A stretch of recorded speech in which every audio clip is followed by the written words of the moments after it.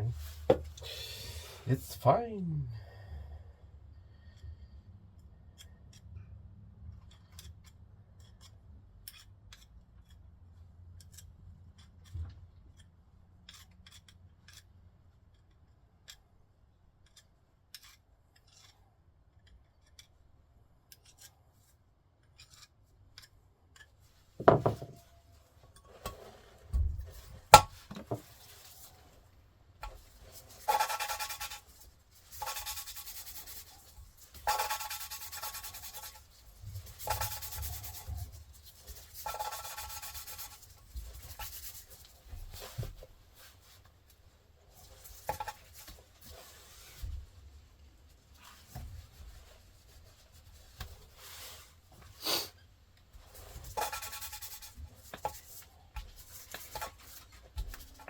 Come on.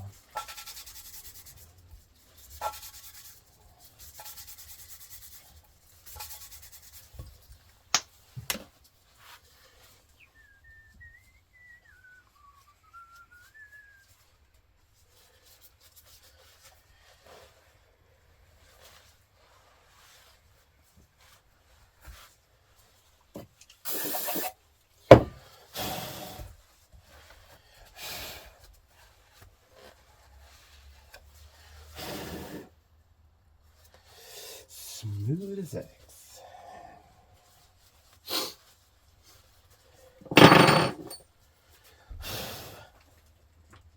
Nice.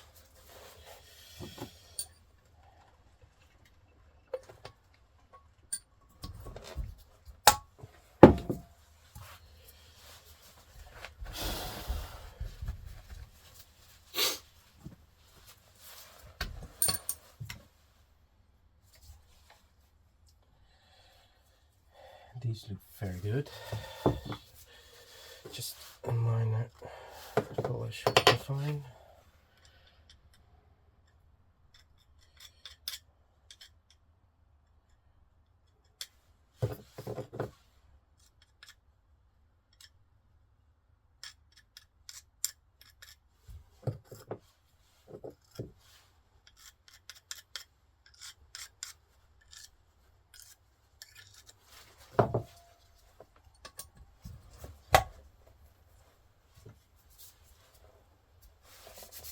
Oh, come on.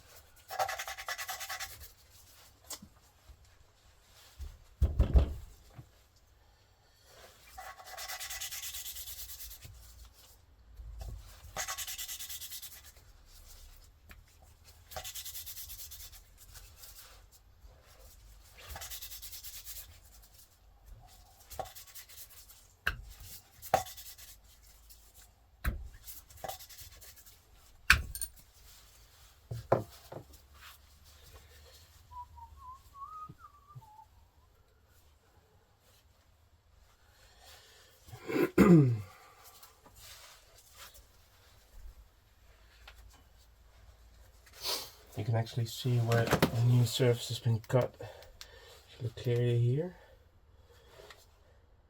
you see a shiny grayish part, and in here the valve seat is also nice and clean. That's why you know the valve is lapped correctly. And the last one for the cylinder.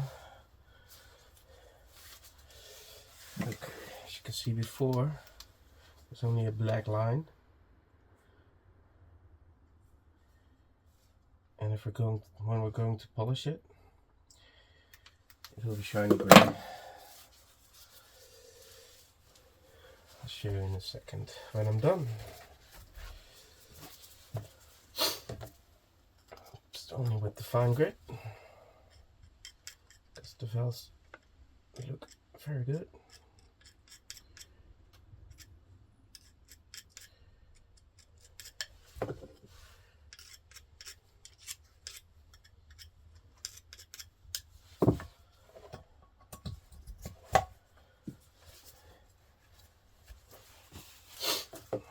It's quite warm in here, so I'm sweating my balls off. You can also hear the change in the pitch of tone when the surface is smooth.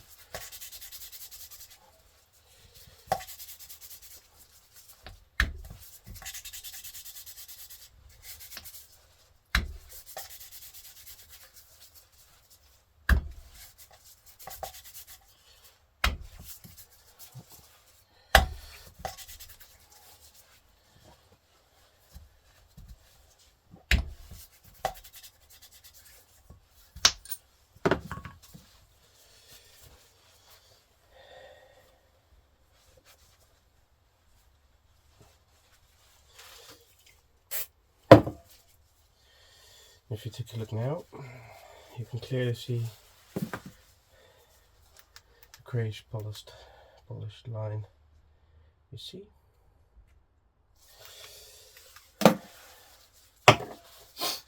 That's all it needs. Just a clean, flat surface.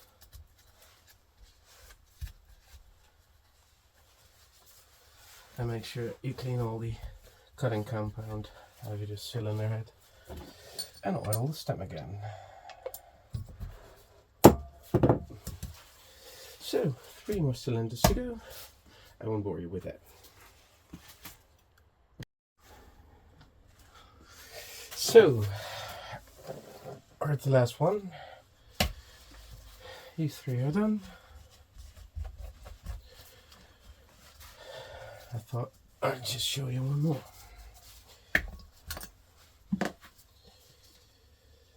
So, clean the locking surface. Take some compound and just put it on the lapping edge. Not too much, just spread it out. So if you put too much on it, will only be fighting you all the way. So just something like that. And then put it straight in. Clean the surface of the valve. Then a suction cup and grind away.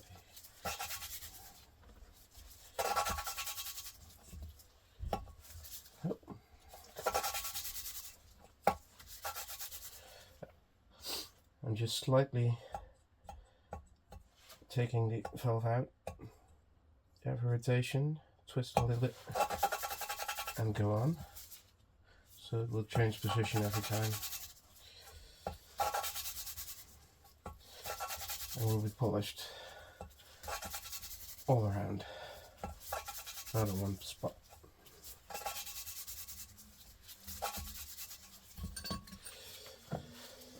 All these valves are pre-done, so I already gave them a round of polishing, lapping, so that's why I'm quite quickly at this right now. But we're doing this for the first time. Your valves are new or very filthy. It'll take up a lot more passes than just one. It takes some time.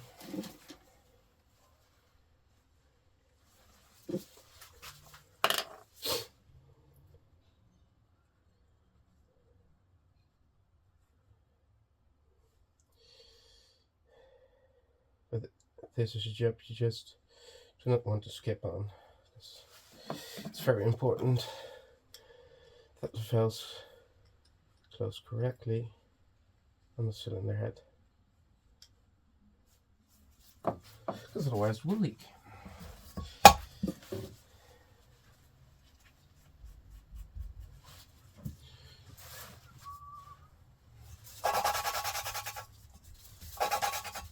You can hear the grinding in the beginning, and then sometime later it just is a lot less, or even gone, which means the cutting compound is just grind up. And most of the time, if that's the case, the valve's done.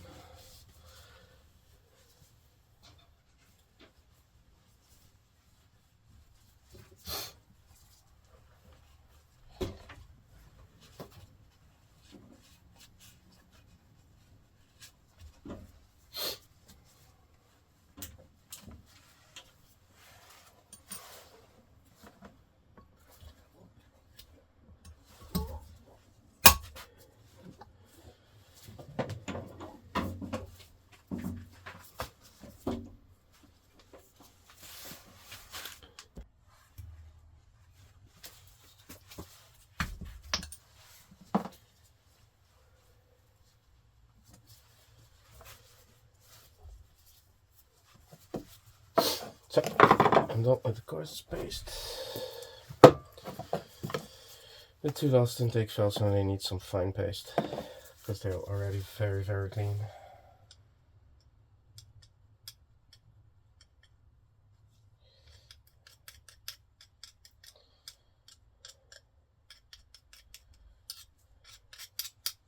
Like that. Then, clean the surface and grind away.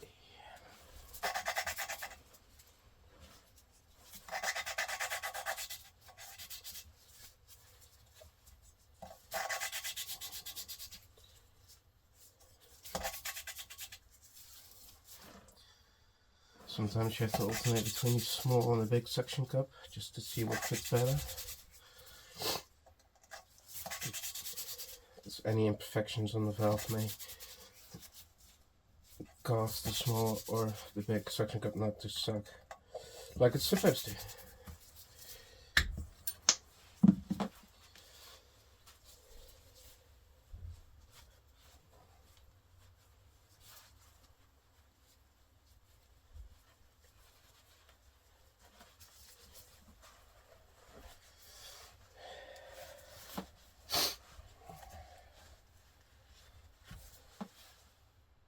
Nice.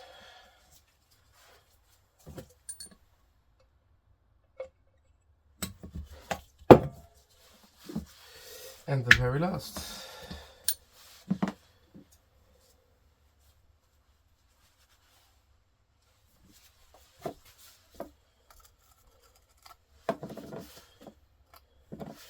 Again, you do not want to put up too much paste.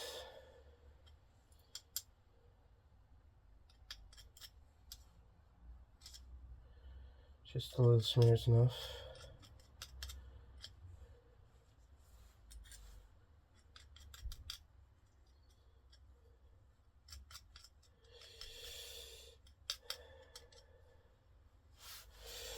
Otherwise it would just fling away from the valve and doesn't do anything.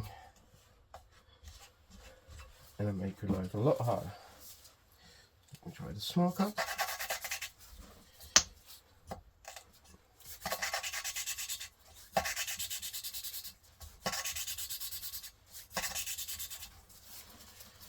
Switching to the large cup.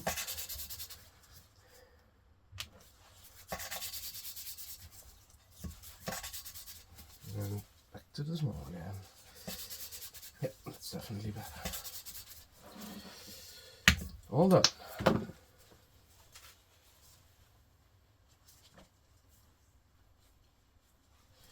As you can see, that fine shiny line is all you need.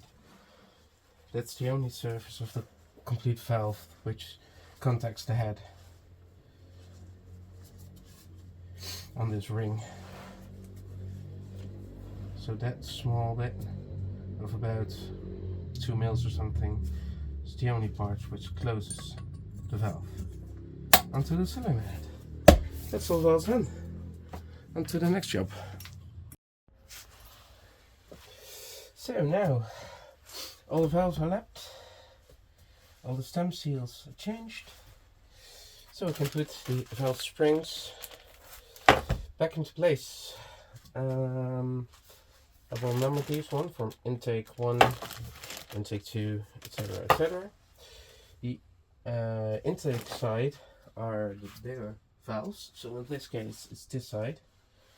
You can always check it, because in this case they all have green valve seals. And of course you can know this is the intake header side. So intake side, and you'll start counting from the distribution. So that's over here. You can see the notches for the camshafts over here. They're not, so you know this is the distribution side where the gears are. So 1, 2, 3, 4, 5, 6, 7, 8. So we're starting with 8 because that's closest to the edge right now. And we need a couple of things. That is a spring, a cup, and 2 wedges. Careful, you don't drop these. It's very hard to find back. Then I take my special pliers, and what I'm going to do is put the spring on and put the cup on. Then I can put this part on the cup, this part on the valve, and when I close it, it'll push the spring down so I can add the wedges. It's quite a tedious job, but it should go fine.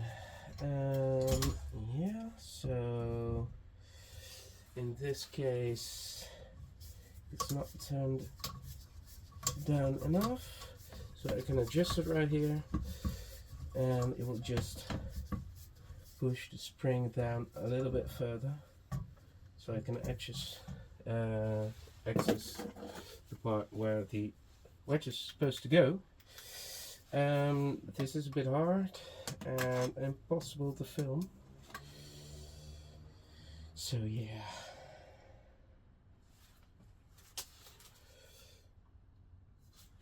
What I tend to do is take a little grease, just a tiny bit. You can also use Vaseline or some other grease. Put that on the stand, and it makes sure that the wedge will stick, like now, to my screwdriver.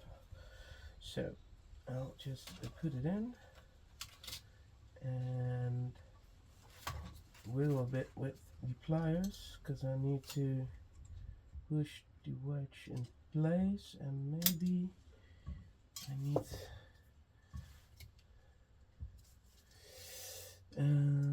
to press down the valve a little bit more, like so. Yeah, that's much better. The small part of the wedge goes down, and the big part goes up. Stick a little more grease and glue it to your screwdriver.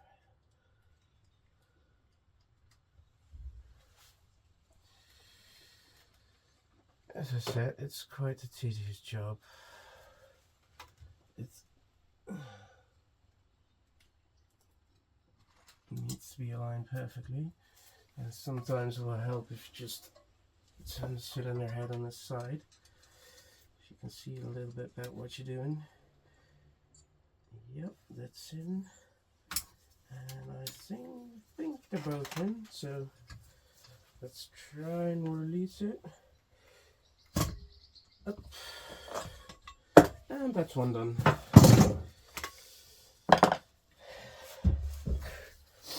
If you see here, let me wipe off the grease. You can see the wedges in here, surrounded by the cup.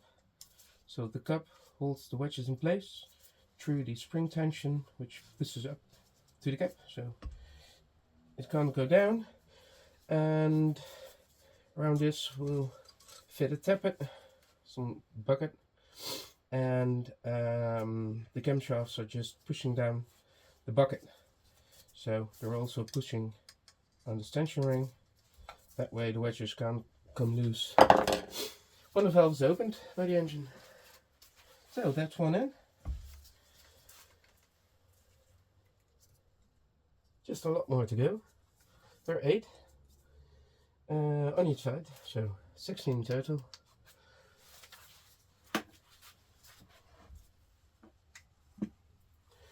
It was 8. And I go to 7.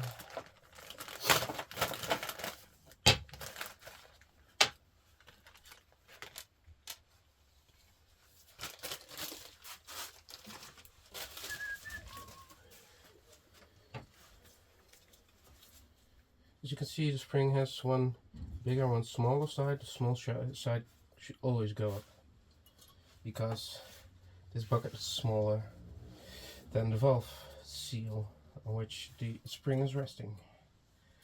And what you also need to be careful of is that the bucket, the ring, aligns around the valve, because if I let it go, you can see, or not, probably, it'll misalign.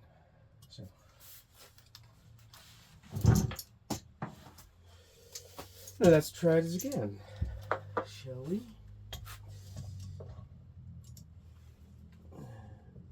Align it and compress it. And then turn it over for his yes. Okay. You need to be careful that the prong's not coming off, but it'll be okay. A little grease. Oh, that's a little much. And a little grease on the valve stem.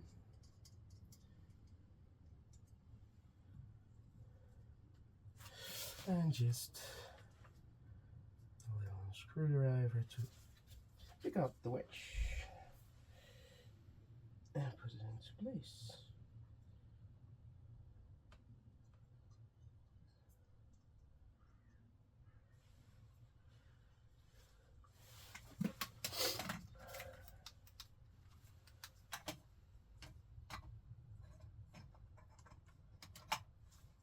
It's actually not in place.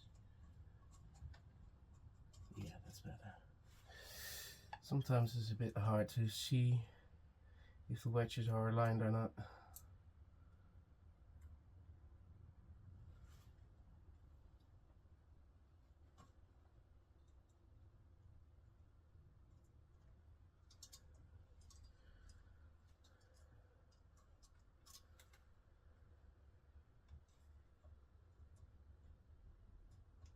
I think you're both in. So carefully used.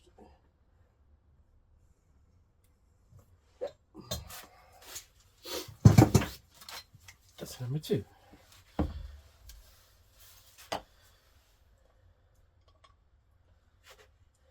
I'll always just go around with my screwdriver to feel if the wedges are lined up or they shifted during the release. But in this case, it's all good.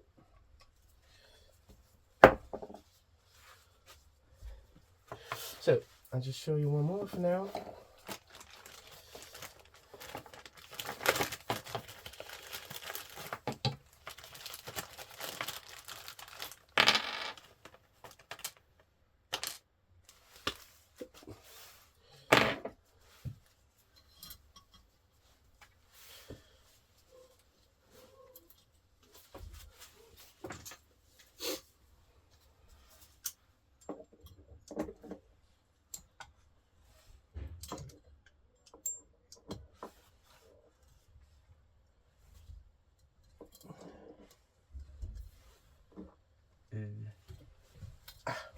That's why. Okay. Flip it over carefully, of course.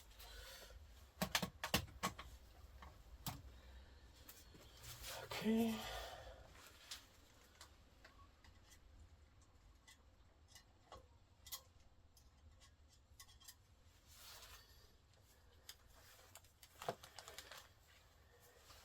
You can clearly see on the valve stem where you need to put them because there's quite a distinctive groove.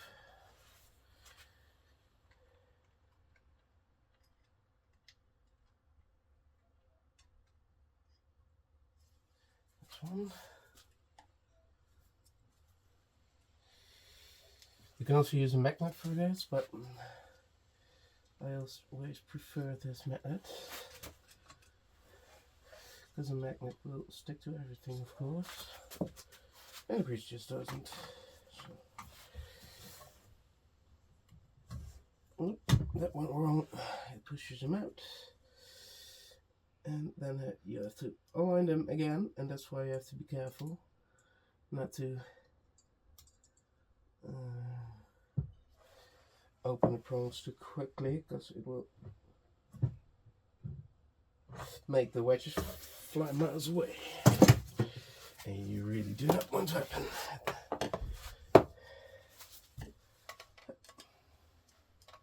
Yeah, great. So that's how that's done. I'll finish the rest of the exhaust ones at least, and see you later.